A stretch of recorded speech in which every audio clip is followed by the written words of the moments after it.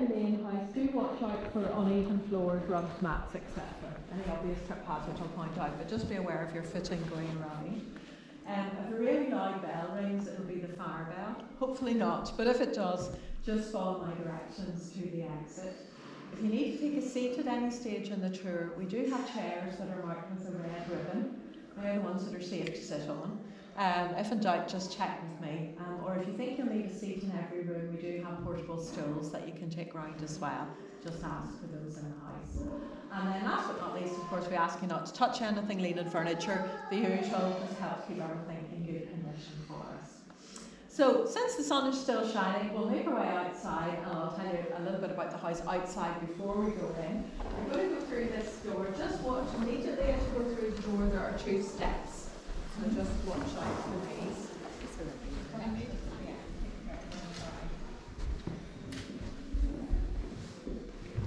Was a fire here at one time?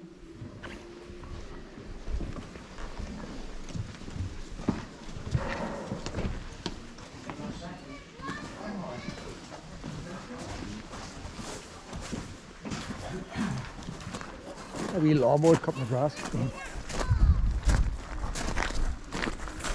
morning.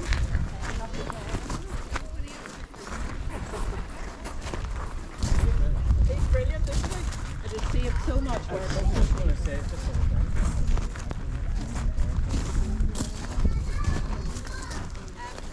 Before talking about the house itself, I don't know if you've had a chance yet to look round our lovely grounds here, but the house is set in this parkland, as you can see. Our robo-mow has attracted a lot of attention over the summer, and then you can see along the edge where the field starts, we have a half-hat, so it's a retaining wall with a ditch in front of it. Obviously stops the animals from coming in, but you don't have a fence then to spoil your view.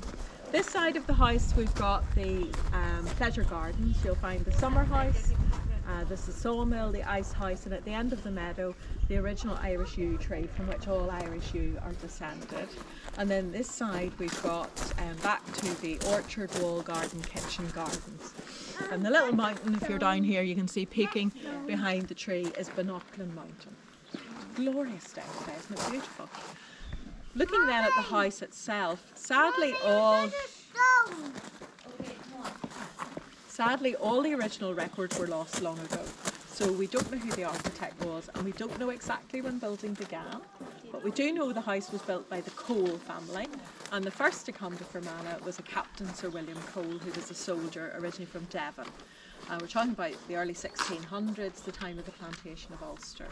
And he lived in Enniskillen Castle and became the first provost of the town of Enniskillen. And it was his great-grandson John Cole who first built out here a hunting lodge, which he named after his wife. And their eldest son, another John, built the central part of the house here. But he followed that tradition and he named the house after his mother. So of course we all know her first name. It was Florence. Well done. We have very few dates, but we have found a map of the estate dated 1768, and it shows the central part of the house only, with the driveways. So we always knew the colonnades and pavilion rooms were added slightly later. So this side that we've come from, the north pavilion room, and this side, the south pavilion room. And so these and the yards were added on, and we think the house was finished by about 1800. Don't know who the architect was, but we do know it was built in that Palladian or classical style of architecture. So symmetry is really important, as you can see here. Sitting on the steps, 2 carronades, which are American, came from a ship that was bought by the Belmore family, who owns Castle Cool. So that's the large estate to the east side of Enniskillen. We know there was a card game, a bet between the 2 gentlemen. The gentleman here won the bet, so he put his prize on the front steps, as you do. And then the grills you can see along the grass, these let light into the basement. So we'll see how that works once we get to that stage. So we'll make our way inside now, out of the sunshine. It's nearly a shame, isn't it? Through what is the original front door. You can see it's huge.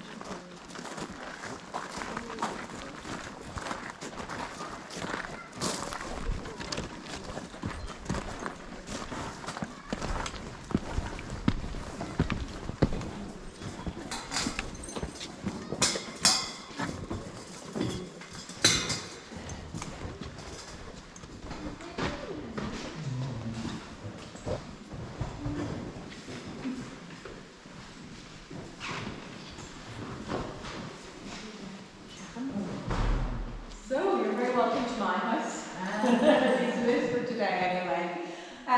So what I do in the tour, folks, is I'll tell you a little bit about the family who lived here, and I'll describe the main features of the rooms as we go around. So of course, any questions, just do please ask. So I mentioned, of course, it was the Cole family who built the house, and John, who built the house, his son William, completed the house, and he became the first Earl of Enniskillen in 1953. Or sorry, 19. Get the brain started again. He became the first Earl of Enniskillen in 1789.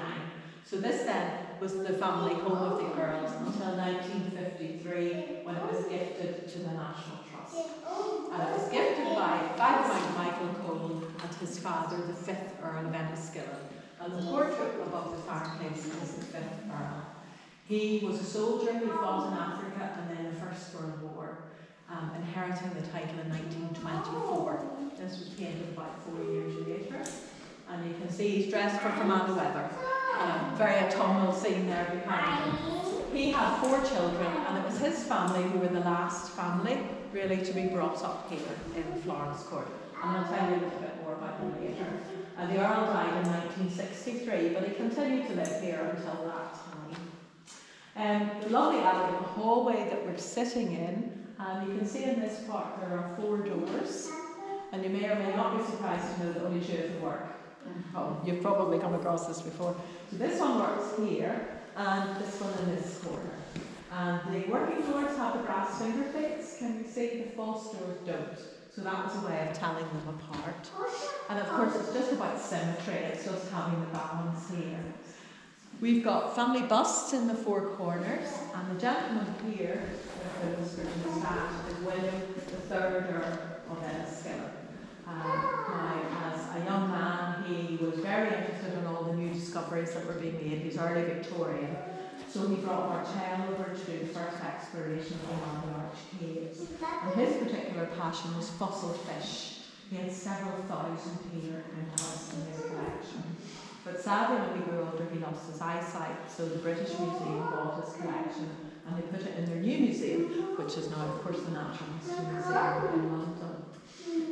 His other great collection were artefacts to do with King William III, or William of Orange, as we probably know him better. Lots of things. The Earl was the Imperial Grand Master of the Orange Lodge for many years, so people made gifts to him of artefacts to do with King William. And that includes the bust you can see here in the alcove. This is the king. And as you can see, his nose has seen better days. And I'll tell you what happened to that a little bit later on. And then on the fire guard opposite, you've got the family coat of arms. You'll find that on our fire guards, the ball chairs here, and the silverware as well. So a very elegant hallway. Room leading off of here is our library. Now, sadly, it's closed at the moment because we have book cleaning happening. If you want to know what it looks like, we do have a touch screen in the cafe that has photographs of all the rooms in the house on it, or onto our website. So, as I say, unfortunately, we can't show it today. So we're going to make our way to this end of the hallway. We've got a lovely Irish clock sitting here, made in Dublin, 1740s by Thomas Anderson. It still works, still keeps good time today. And the scallop shells here, which are very typical of Irish furniture from the 1700s. And opposite we have a leather chest. And this is from the royal household of King William and Queen Mary. You can see the cipher on top.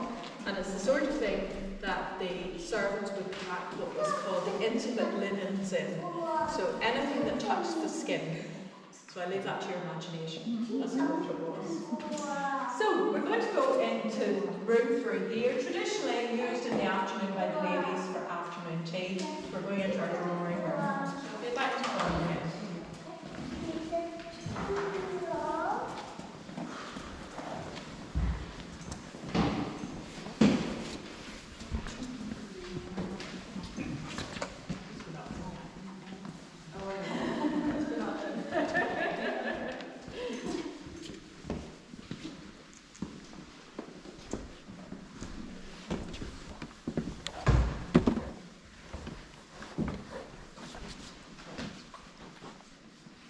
We have a chair. Oh, sorry.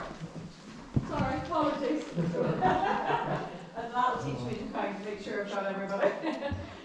So our beautiful drawing room, as you can see, above the fireplace, this is the 5th Earl's mother, Lady Charlotte. She was a wealthy Scottish heiress, born in Glasgow, and a lot of her dowry was used to refurbish both the house and the gardens from the 1870s on. And you can see she was a very beautiful young woman, also very fashionable, and because of that the portrait was altered. So can you see on her elbow there's a black bow, and then there's a black bow on the side of the skirt, but the line behind it is the original line of the dress in the portrait. But then bustles became fashionable, so she got the artist to come back and to add the bustle to the back of the painting, as you do. Of course nowadays she could Photoshop, do magic things. Lady Charlotte had a large family and she stayed very close to her children and grandchildren. And it was her granddaughters, Anne Frances and Kitty, along with their brother Michael, who were the last young ladies really to be brought up in this house. And we've got some of their photographs here around the room. The two screens by the fireplace, pole screens, you've maybe come across these before. The height is adjustable, so if you're a lady sitting by the fire, you would use the screen to deflect the heat of the fire from your face. Because of course red face is very unladylike. And also in the 1700s, makeup was wax-based. So you can imagine what would happen if your face got too hot. Yes, not a good look. The large landscape paintings are local scenes painted around the time the house was built. So over to this side we have the island of Enniskillen, looking over from the west side, we've got the castle at the end. Next to it the Kathleen Falls. Sadly today now the hydroelectric dam at Ballyshannon, so it's not nearly as pretty. But this scene hasn't changed very much, and I'm sure the locals anyway will recognise it, of course, as Devonish Island on Loch Lane.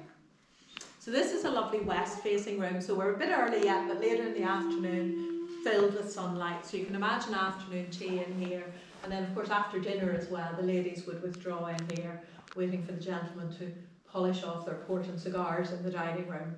So have a look round, and then we'll be heading to the dining room next of all. Lady Charlotte, jetzt gefunden. Lady Charlotte. Charlotte. Do you see the two cannonballs out there? Aha. Are they from Siege of Derry, they say. right? Yeah. No. They look nicely polished up like. Well, they were. I suppose they were presented to the third Earls when they. I mean, we're told that's where they're from, and that's what it says on them. So when we're ready, we're going to go the door to straight opposite. We're going to go into the dining room. Yeah. So these are supposed to be from the siege.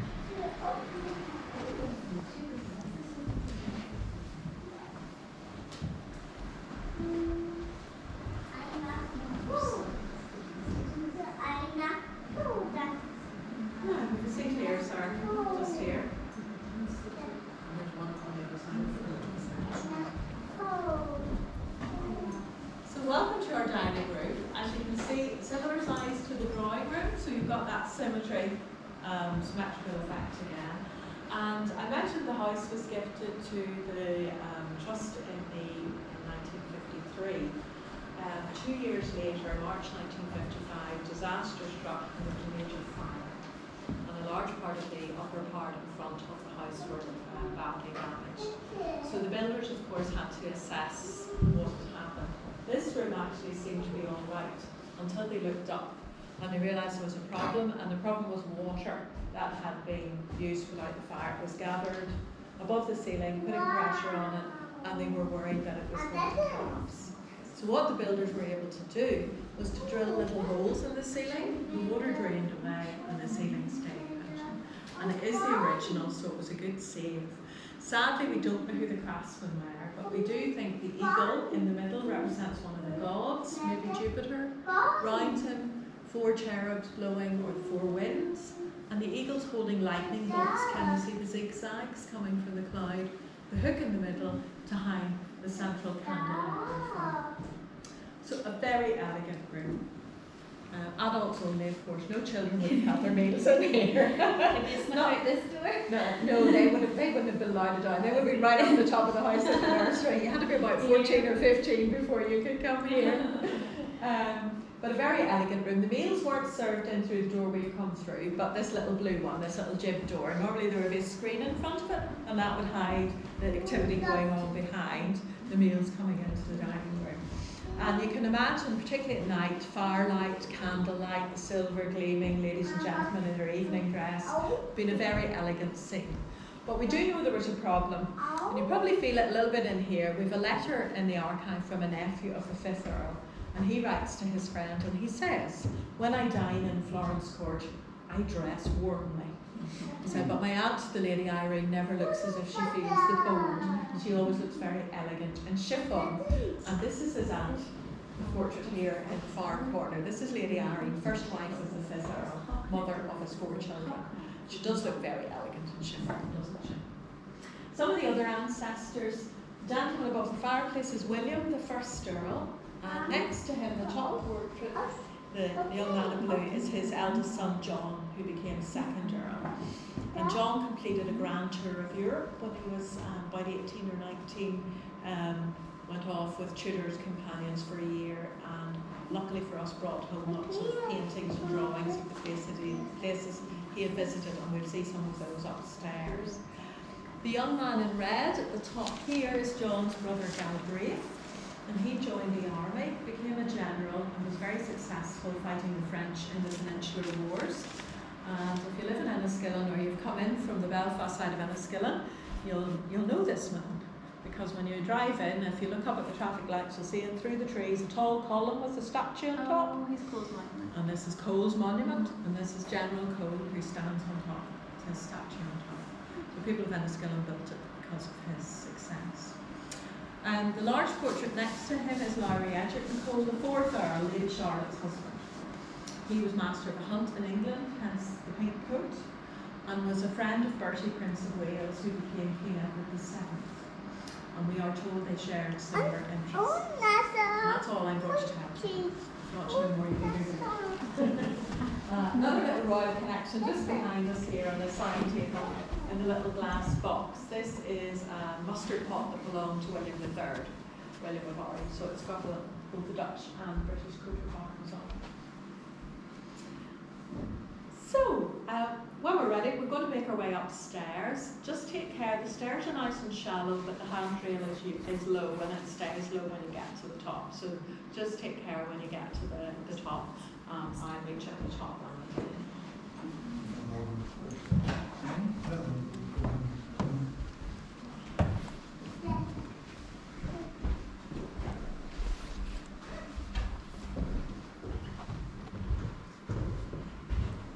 You ready for more stairs, sir? These ones are quite shallow. You see all these wee things like King William's wee pot there? Would he have used that, or would that have been a gift that we put in the cupboard? Pass. The chest would have been used. We are told that it was his. There's the assumption it would have been used by him, yeah. Right. But, you know. It does, you know, it's part of his household, like our china would be. But even the like of the chest, they wouldn't have opened that themselves, Not would they? at The all. servants would Not open at all. that. Servants would have used them. So they carried it, they used it. Yeah. Kings would have stood and somebody blessed them, you know, they wouldn't have done any of that at all. So,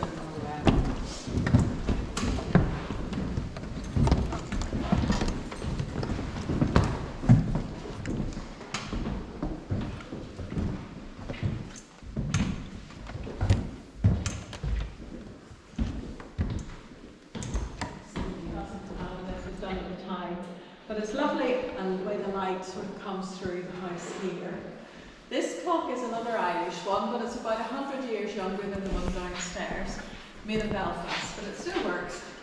We just don't let it chime because it's too noisy. Keeps the residents awake. And in this corner, we have a coronation chair. I'm sure some of you have seen some of these before, particularly this year. So the 5th Earl attended 2 coronations, that King George VI in the late Queen. And you could buy your chair, £7.10, including postage and packaging. Looking forward, we're looking at what's called the Venetian room, so called because in architecture this 3-part window is known as a Venetian window. And it frames that lovely view, of course, of outside. So moving across then, to have a closer look. Because this faces east, good light in the morning, as you can see. The ladies used this really like a boudoir originally, and they would come here, they would sew, they would write letters, have their morning tea. But it wasn't too long before it was turned into a bedroom, and simply what they did was they partitioned across here and put a door in, and this room then stayed as a bedroom until the time of the fire. So come in and have a look at the portrait of the fireplace. Can anybody guess who this young lady is? Florence. It is Florence, indeed. So Florence, after whom the house was named. Her father was Sir Bouchier Ray. He was a wealthy landowner from Devon. And sadly, Lady Florence didn't live to see the house built, but it was almost certainly her money that paid bills with her father.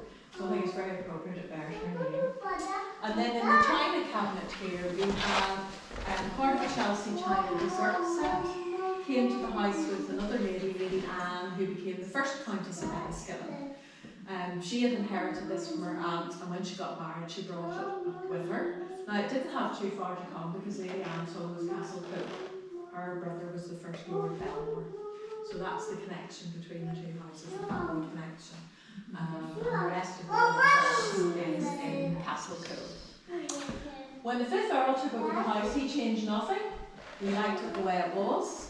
And it wasn't until 1953 he was finally persuaded to have electricity installed. Because of the fire 2 years later, it's an electrical fault. And this is the room where it started. So structurally this is all replacement. Everything here and everything above was destroyed. But because the Trust had access to photographs of what the house looked like, then they had it restored as we see it here today. So, have a look round, and then we're going to head next door to the Countess's bedroom, which is just round the corner.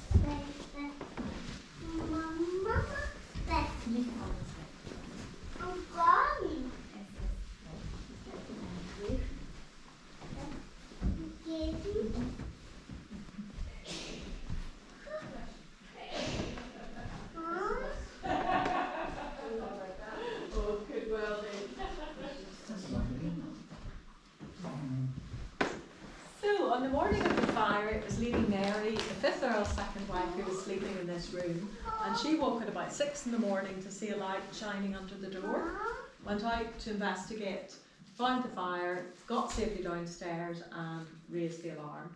And even before the fire brigade could arrive, the people who lived locally came to help, and what they were able to do was to empty the ground floor of all the furniture. So everything we saw in the dining room and drawing room was put out at the back. The contents of the library put out at the front, and also the bust of King William, if you remember from the hall. He was set in the grass at the front, but he fell over and his nose broke off. However, the butler found it a couple of days later and stuck it back on again, so it is as it is. No one was hurt in the fire, which was the main, obviously that was most important, and it was 4 years then of restoration before the house was opened up again to the public. The bed comes from the National Trust's Irish Furniture Collection, and the scallop shell design, very typical of Irish furniture of the 1700s again. And can you imagine ladies sitting up in bed, your maid bringing you in your morning cup of tea? Maybe that still happens in your house, I don't know. I know. Oh, well, you're not trying to stand well enough. At the foot of the bed is another leather travelling chest, this time belonging to a queen, but we're not sure which one. So there's a little bit more research going on here until we can find out to be sure who it was.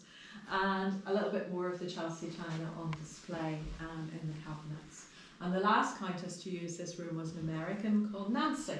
She was born in Bridgeport in Connecticut, and the little portrait of the girl on the beach is Nancy, somewhere on the east coast of America. And we have her wedding photographs here, or her wedding photograph and her parents' wedding photograph here. I'll tell you a little bit more about her when we get downstairs. Now there is another floor above us, and it's where the children would have lived, so nursery, schoolroom, bedrooms, but all destroyed in the fire, and now staff accommodation. They obviously didn't have the money to restore it back entirely. So we're going to make our way downstairs. Now children and servants weren't of course allowed to use the main staircase. They had to use the back stairs or the servant stairs. So I'm going to demote you to servant status. Now they are a little bit steep, so anyone who's more comfortable going back down the main staircase, there's no problem, because we come back down to the same place. So you know, just decide yourself whichever is easiest. So when we're ready, we go across this way. We've got to find the stairs, of course.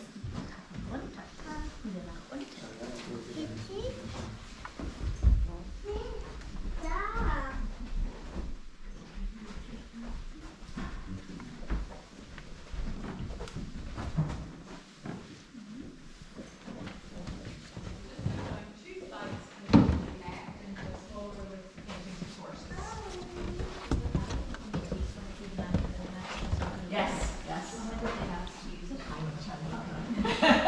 Good question.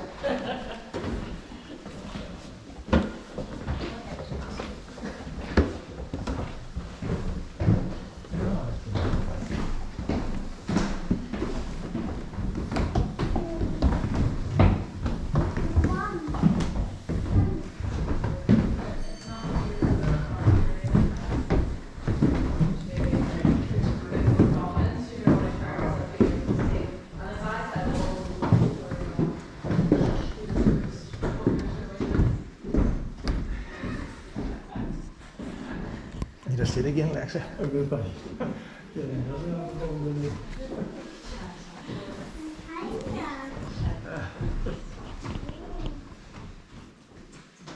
So we're back on the ground floor and the other side of the entrance hall, and this room entirely escaped the fire. You've got the lovely old original floorboards here. We think part of the oldest part of the house, lovely shaped ceiling. And because it escaped the fire, the fifth Earl and his second wife, Lady Mary, used this room to entertain visitors in when the restoration was happening, and it became known as the tea room. Now our chairs aren't normally here, they've come from the library at the moment, but actually I think it gives you a good idea of how cosy a room, you know, this would have been to sit in or to eat in. Round the walls, pictures of horses. You can see that these all belong to the family, and this one here in the middle was called Sulky, and his owner had actually brought him home from India because he was fast and he wanted to breed racehorses.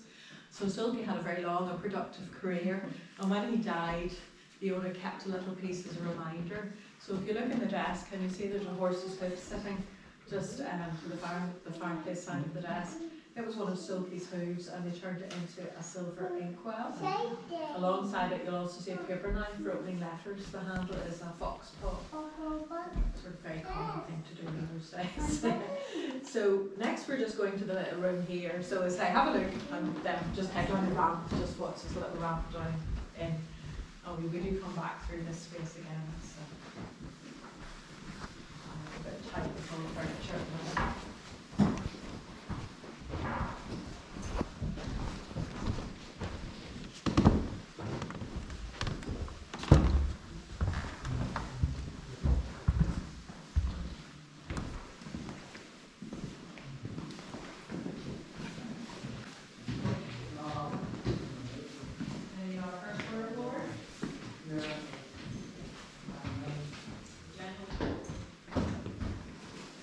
Now, a very different style of room compared to where we've been, as I say, a little bit bare.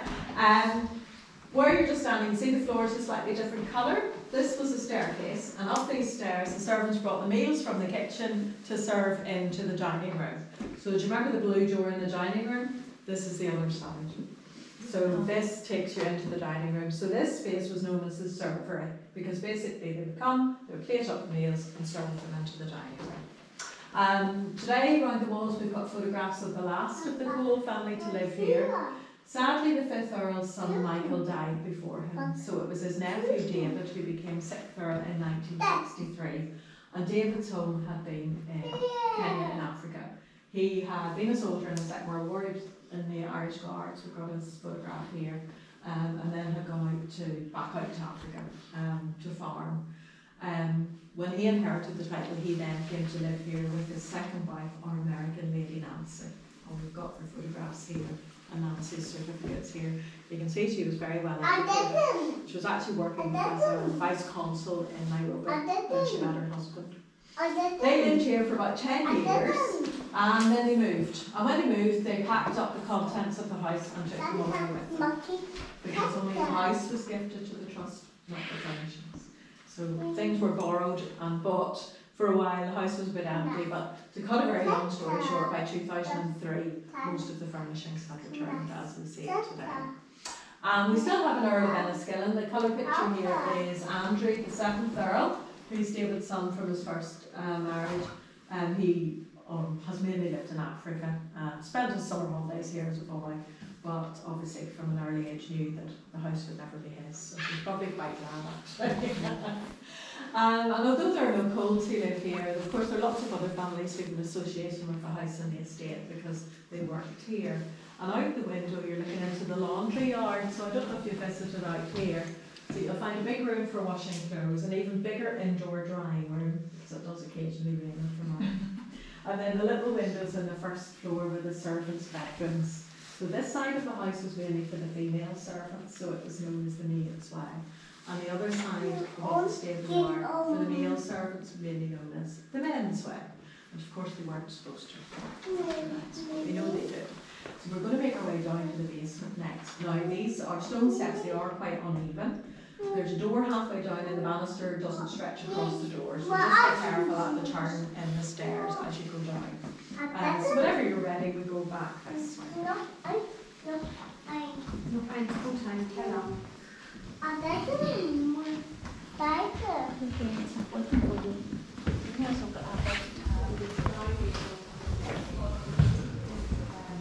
then you cross it over. All right.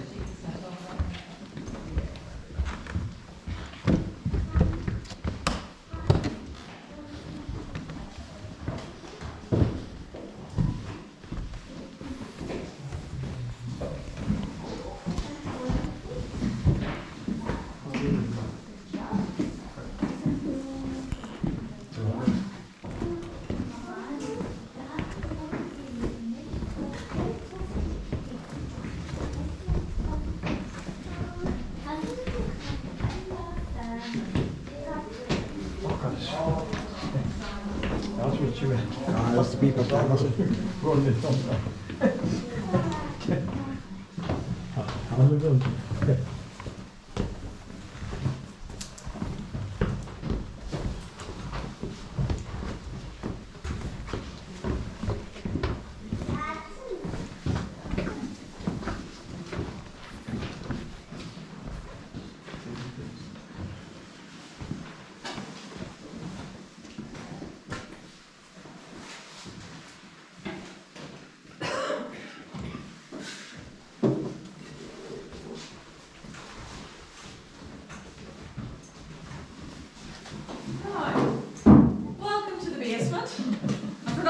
It's not as warm down here, but I'm sure you can feel that too already. And if you just stand still for 1 minute, I'm going to turn the light out, just to give you an idea of light levels down here. So you can imagine before electricity, not brightest of spots. And this room was known as the lamp room, because it's where the servants brought the oil lamps every day to fill up for the evening ahead. The brown door here took you through to a tunnel where the lamp oil was stored. Do you remember the grills that we saw in the grass?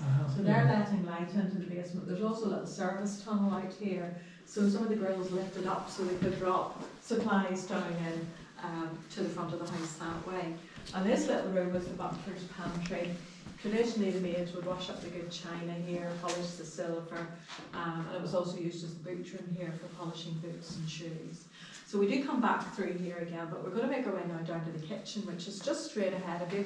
Just watch, the floor is a bit uneven, and we do have some dead animals in the kitchen, just to warn you.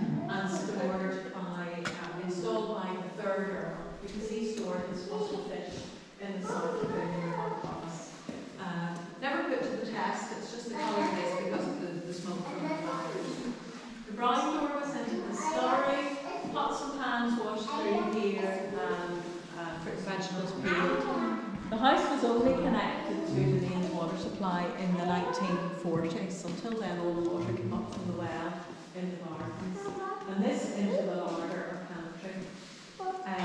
We've no records of the servants from the earliest days, unfortunately, but we know a house of this size would have needed about 25 indoor servants.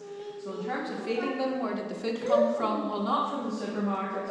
Obviously, you had to grow your own food. So what you see on the table today has come from our kitchen gardens, and then there was also a home farm as well. They had a beef herd, a dairy herd, they kept pigs, chickens, there was a deer park here, they would have been hunting, shooting, fishing, and made their own butter and cheese, and really apart from flour, sugar, tea, coffee, just about everything they needed they could provide here on the estate.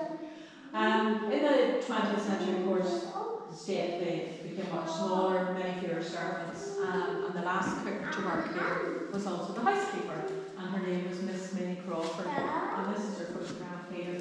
She worked here from the late 20s to the early 1950s, and was in fact the last cook to use this kitchen. So have a look round, and then we're going to head to the servants' hall next. What was the idea of the door frame being that shape? Good question. You wouldn't want it with a shelf, would you, above a doorway? Oh, good question. Don't know. I mean, considering this is the basement and very utilitarian, I mean, if you look at it, the way the ceiling is, and it's beautiful, you know, it's lovely. There's been attention to detail in the design of it. So, and you're arched, you know, we've got arched windows with some of the square doors.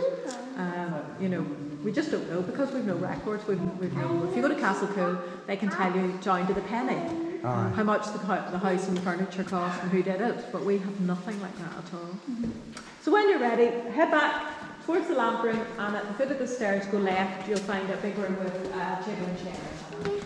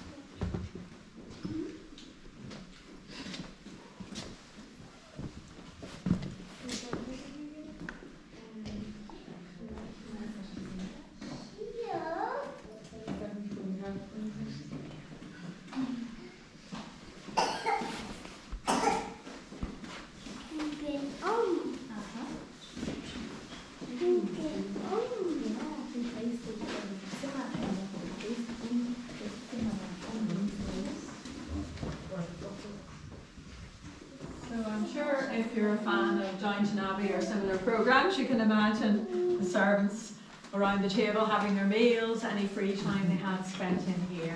Nice and bright, the basement this side, west facing, a half basement as you can see. The fire always would have been lit, and can you see the brass tap at the front? There's a back boiler between here and the butler's pantry next door. So as long as it was kept topped up with running hot water. And these were the only two rooms that had running hot water for a long time. The hot water bottles you can see at the front ready for bed. Have we come across these before, everybody? No? Yeah. Don't, if you're too young, say so. Because I had a couple of young ladies in the last year and they hadn't seen them before. They're called stone jars, but they're made of pottery.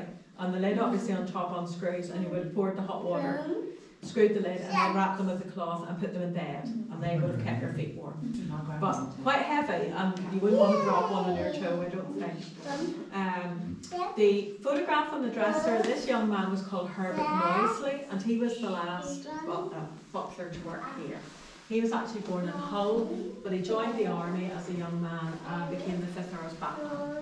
And then came to live in Florence Court, married and had 3 daughters, and his last home was in Rose Cottage in London. What we know about the servants who worked here in the 20th century has come from their families telling us their story. So we had a granddaughter that was here a couple of weeks ago, and a little bit more family information. So it's lovely to get those stories and be able to populate the basement as well. So we're just about at the end of our tour. I hope you've enjoyed seeing around the house today. To finish, we go out the back door along the servants' corridor. Now these rooms are all small, so it's just a matter of looking in through the doorway. So I'm going to tell you now what the rooms were used for. One just behind us, you'll see parcels on top of the chest, so it was the post room. Across from it, the silver room, where silver was stored when it wasn't in use. Next to it, the wine cellar, and you'll see a contraption in the middle of the floor, and that was to put the corks into the wine bottles, because the wine would originally have come in barrels and then decanted here. And then at this side of the house, 2 sitting rooms, the first for the butler and the second for the housekeeper.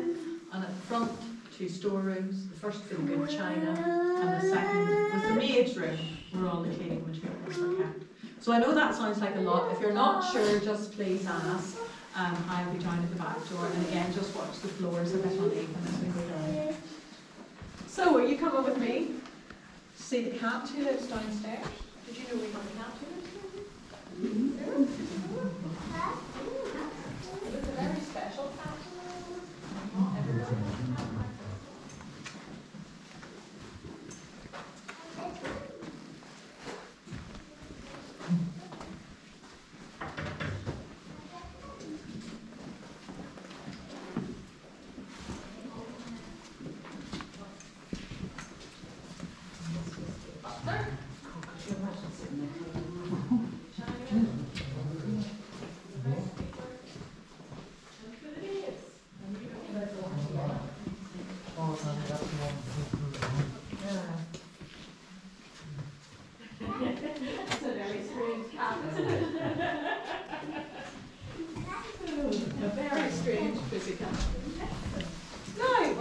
Just watch the 4 steps.